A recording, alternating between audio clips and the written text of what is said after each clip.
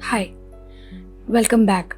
Do you want to know how Princeton Aqua Elite in size 30 looks and works?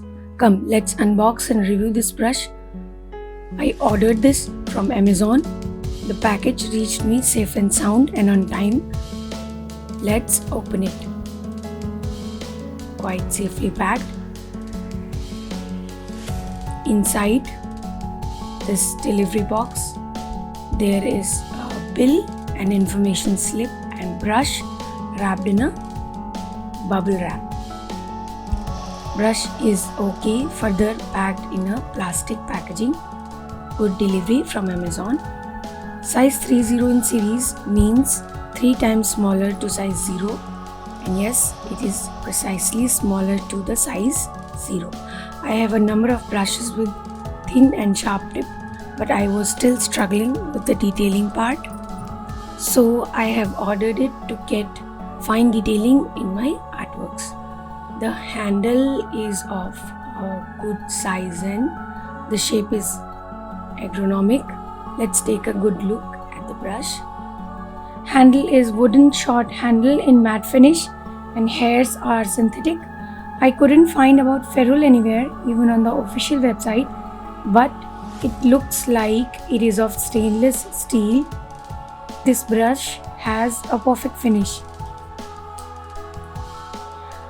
I am using it on my already painted artwork. The detailing part was remaining. Let's use it on the wafer part of this cupcake. Okay, the brush has a wonderful tip helping me around in the detailing of this artwork beautifully. The tip is sharp, so the detailing is absolutely fantastic, but the size is small, so the color holding capacity is comparatively less. So you have to dip it multiple times while working. I must admit, this brush is absolutely easy to use. Handle shape is quite comfortable and easy to hold. Grip is comforting. The tip is absolutely what I wanted with my purchase.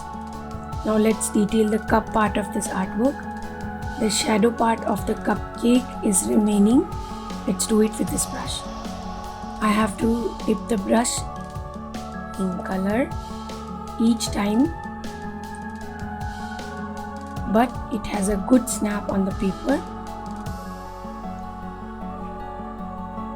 The sharper tip helps me to make edges crisp and clean. Now let's complete this part really quick. You can feel the easiness I'm having while painting. Beautiful brush. Now the paper cup part is done.